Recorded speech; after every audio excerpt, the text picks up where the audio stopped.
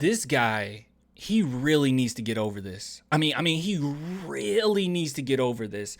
I don't know what's going on with Steven Jackson, but he is just stuck in this loop where he can't stop talking about the Spurs. It is really weird. It's really strange. And I'll just be honest with you guys. People get over things way quicker than what Steven Jackson is going through. All right. People get over things that's way worse than what Steven Jackson has complained about thus far. All right. People gotten over the Janet Jackson situation in the Super Bowl.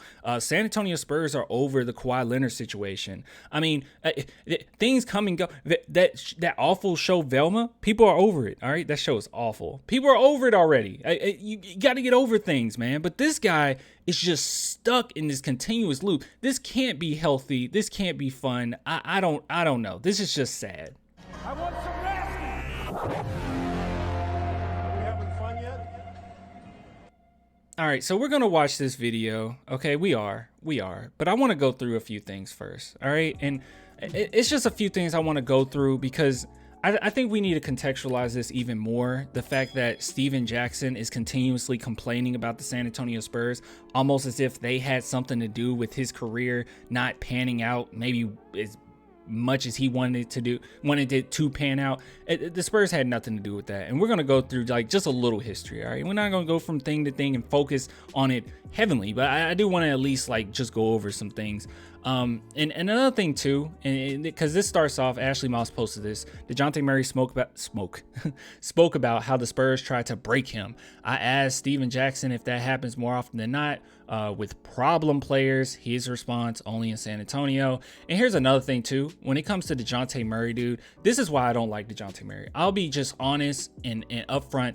This is why I don't like him. Okay, so we can see here, this is what he had to say recently, and he changed his entire tone. Okay, Popovich wanted to hear it from me. Would you want to be able to go play on a bigger stage? Do you want to stay or want to go? He doesn't want me to waste my talent, waste years of not making the playoffs. It really came down to that. Here's the thing, Dejounte Murray plays to whatever crowd he's in at the moment, and I'm not saying that we have to trust him or anything. We don't know him personally. All right, I guess it doesn't really matter in the large scheme of things. There's more things worse than this, right? But I'll just be honest with my opinion. I don't like Dejounte Murray. I don't like Steven Jackson, but DJ, he completely changed his tone because when he was talking to Steven Jackson, that entire podcast, he was building things up, exaggerating everything, exploiting the situation with the Spurs, and saying basically, oh no, it was me. I went to the front office and I said, what are we doing, man? Are you just wasting my talent? You know, you're drafting guys, but this is happening. And it's like, dude, come on. And now he's changed his tone and saying, oh no, Popovich just wanted to hear it from me and see how I felt about it. I don't like that. I think it's lame. He's just playing to whatever crowd is there at the moment. Steven Jackson was cheering him on like, hey, those Spurs suck, right? So he's just going to play to that. I don't like that. I don't respect that. I think it's lame, but we're going to move on from this. We're going to focus in on Steven Jackson. So here's the thing. Steven Jackson seems to have this belief, and I don't know. It's just from the interviews, from the podcast clips that I've seen of him. It seems as if he has this notion that the San Antonio Spurs are the reason that he wasn't able to thrive fully in the NBA, which is actually insane. Okay. If you go back and you look at anything he's accomplished in his career, the main thing he's accomplished was win a championship with the Spurs. Everything else, it is like negative.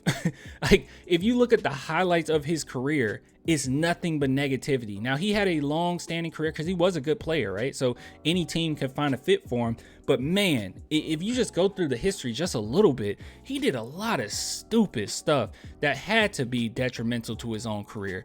I mean, if we go back even as far as 2006, right? So this is post Spurs, since the Spurs has something to do with everything. As you guys know, I won't go over the Malice in the Palace. That was absolutely insane. But in 2006, there were police reports that he started shooting a gun outside of a strip club. I mean, it's ridiculous. Now, I won't just like highlight on what this says. I'll go through what he had to say about it, because apparently he got into some type of scuffle. It was insane, and then he started shooting up in the air, and he got charged with it. He got charged with felony count of criminal recklessness, and this is 2006, and the Spurs still took him on. So this whole thing, if they're not willing to take on the problem play, that's ridiculous. But this is what he had to say about the whole situation. All right. So during one episode, he decided to talk about what happened in 2006 at the strip club. By the time I get over there, it's like we about to fight. So I hit one of them with my pistol. We get to fighting. More dudes come up out the club.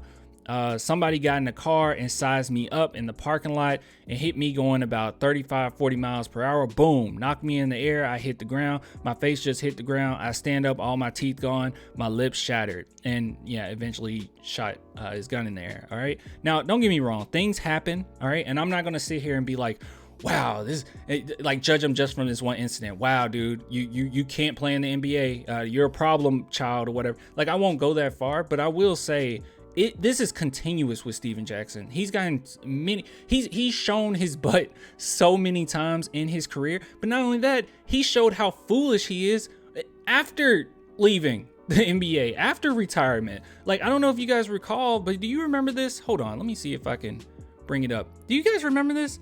When dude literally, where is it? Here it is. Dude literally went to O Block in Chicago and checked in with 16-year-olds. Literally. Get on porch with a black card in my pocket. Get it on porch. Bozo got a shit on us.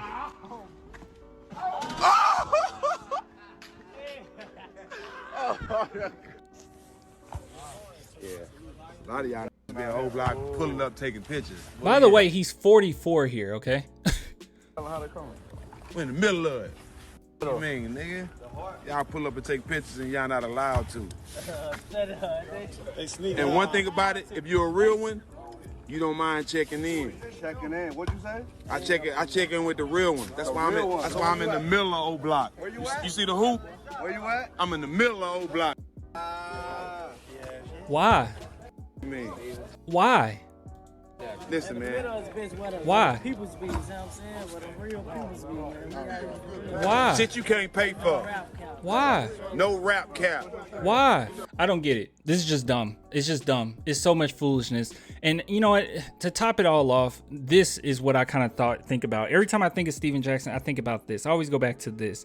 You guys remember when Dejounte Jackson posted something, a quote from Hitler, which I think wasn't even actually a quote from Hitler, but it was basically talking about Jewish people. As you can see here, because the white Jews know the Negroes are the real children of Israel, and to keep Americans secret, the Jews will blackmail America. They will extort America. Their plan for world domination won't work if the Negroes know who they were. The white citizens of America will be terrified to know that all this time they've been mistreating and discriminating and lynching the children of Israel. This is what he posted, and then Steven Jackson backed it up. And the only time in which he said, oh wait, no, I'm sorry, was when Kareem Abdul-Jabbar and Charles Barkley came out and called him out on it. Who also, I think both of them converted to Muslim. I'm not sure. But Steven Jackson, that's when he basically came out and said, oh, I'm sorry, I didn't mean it. But at the time before that, he said, speaking the truth about Deshaun Jackson. So yeah, this dude, screw this guy. All right, screw him. I don't care. But just the idea that, oh, the Spurs are the reason why his career didn't pan out how he wanted it to pan out. No, it didn't pan out because this dude is foolish. This old man is foolish. All right, so let's go ahead and watch this video and see what they have to say, or what he has to say about the Spurs again, I guess. Hold on, let me turn this up. All right, what do you have to say, oh wise one? As you recently on All the Smoke, Dejounte Murray, you had a really just transparent, real, authentic conversation with him, and I loved it because he's not someone who opens up very often, and That's a lie. I mean, I've been watching Spurs for a very long time. He opens up. I mean, he will put things out there and no one asked. He does it on social media all the time. People just don't pay attention, I guess. He has a lot of similarities in his upbringing as Pac, and a lot of other people. And there was a few parts in it that really stood out to me. One was he spoke about the Spurs trying to break him. And I've never been in a locker room from a non-journalistic. By the way, can I say this really quick? He talked about the Spurs trying to break him. Can I just throw this out there? He literally said the biggest problem that he's had with San Antonio is that he had to go to San Antonio. He had to work really hard, and they played another player ahead of him, but that player was only with the Spurs for like 16 games. And then he ended up getting Tony Parker's job afterwards. But what he really didn't like about San Antonio is that Tony Parker didn't mentor him. Boo-hoo. That was the whole thing. So this whole, they tried to break him. That was the whole, I promise I summarized it. I'm not being biased. I promise that was the summary of that. Standpoint. You guys have been in locker rooms as athletes. Does that happen more often than it does not with organizations trying to break problem players that come from the hood or come from the elite? I don't know. I'm sorry, guys. I'm just so irritated. I don't know what they mean. How did the Spurs try to break him? Look. Let me just be honest, okay? If I was taking just a true, like, take my bias out of it, all right? I promise, guys, I would not be biased with this. If DeJounte came out and said some legitimate criticisms of San Antonio, and so did Steven Jackson, I would sit back and say, oh, that's not good. That's not great. But the only thing I took from it was Tony Parker didn't mentor you. Okay. So, and it seems like everything else was just me above the team. My needs need to be met. I'm the rookie on the team, 29th overall pick, and I need to start right now. That's all I heard. So I don't get this. Sexy type of environments or not favorable environments. And that was a dope conversation, by the way. No, it wasn't. It was a stupid conversation. And it went nowhere. It wasn't introspective. It was just two narcissists just rubbing each other's backs. Thank you. Appreciate it. It wasn't. It was stupid. Steven Jackson, it was stupid. It was a terrible interview. It was god awful. Shout out to my bro, Matt. Only in San Antonio. Really? That's the only place I've been through that. I think everywhere else you can do whatever you want, right? They had a way that they did things, and you know, Pop was just stuck in his ways. Oh my God. San Antonio. I mean, he knew I'm gonna have success as long as Tim's here. Once Tim leave, yeah, over. That's how it works. But that's not even true. We had success after Tim left. We had a lot of success. We just didn't know Kawhi was going to do what Kawhi did. But are you saying Kawhi Leonard is like you? Because he was nothing like you. Kawhi just wanted to go back to LA. We knew that as players. I just think that he had to put certain guys around him to make the vision come complete, right? Mm-hmm. So with me. Yeah. What is this? What is this? Yeah, what? I mean, what is this? Yeah, you have a superstar player and you make things work around them. A few players were better than you, dog. I mean, maybe you can make an argument in 2003 that Tony Parker and Manu weren't as good as you, but like Tony Parker, he averaged the second most points on that team in the playoffs. He was the second. I mean, he was only in his second year, and Ginobili was a rookie. I don't get this guy's point. I was in a position where I was raw, you know, still smoking weed, sipping syrup all season, but still balling while I'm doing all that. And I was a little edgy. Like when Pop was he'll take me out the game when I didn't even do nothing to see if I'm gonna blow up on the sideline to try to. I'm not the person for that. I'm not, and before I even make it to my seat, I'm gonna let you know, what the f is you doing? Why is you taking me out? I ain't do, you know what I'm saying? That's me. Then you weren't a good fit. Just stay away. Just stay away. You weren't a good fit. Right. You know what I'm saying? And that didn't sit too well with Pop, you know what I'm saying? A lot of times, so my first year they put me on the injured list. You wasn't injured? I wasn't injured at all. I just didn't play the whole season. They put me on the injured. I wasn't injured at all. What was your injury? It wasn't an injury. So he assigned the black coach, Mike Brown at the time. He's the head coach for Sacramento Kings now. He assigned him to me, so every time I came out the game, he sunk Mike down there. You know what I'm saying? I'm sorry, can I just say something? It's you. It's you. Popovich has shown success, all right? Popovich has shown that he cares about his players. I mean, if that is true, if Popovich would just sit you down just to see whether or not you're going to blow up, which I'm just not going to take his word for it because there's so many things that he said, and he is not a reliable narrator when it comes to things like this. But even if that's true, that's you. The fact that you will blow up that quickly, the fact that you aren't being a professional, the fact that you are willing to curse out your coach when the team is having success, that is you, dog. That has nothing to do with the Spurs. That is you. That's a problem with you. You need to control your anger. You need to work on yourself to control your anger. I don't care. This is stupid. I had a lot of respect for Mike because that's how I got to San Antonio. So Mike coming, he used to come down. Why did you come back? I'm looking at Mike and I'm like, Mike, don't come down here. I'm gonna go off. I'm about to tell him that sometimes. Like, I know what you're doing, Mike. Not today. I'm gonna go off on your ass too. You know what I'm saying? It's been times like that. But he came This is down so there, funny. This is so great. This is what we want to support. This is awesome. Just stand in front of me, so Pop couldn't hear, or read my mouth, or couldn't hear what I'm saying. So he was really looking out for me. Right. So. Yeah, because I mean, it's not great to like curse out your coach out or curse out your coach. I'm sorry. Yeah, it's just not great to do that. This is stupid. This is like, what are we saying here, guys? Like, I'm sorry. I know that I ramble. I know that like I get irritated really quickly when we talk about Steven Jackson. But really, what are we talking about here? What was his grievance with San Antonio? Because a guy like him didn't fit with the Spurs? I don't get it. I don't get it. I don't understand. This is just dumb. This whole thing is dumb.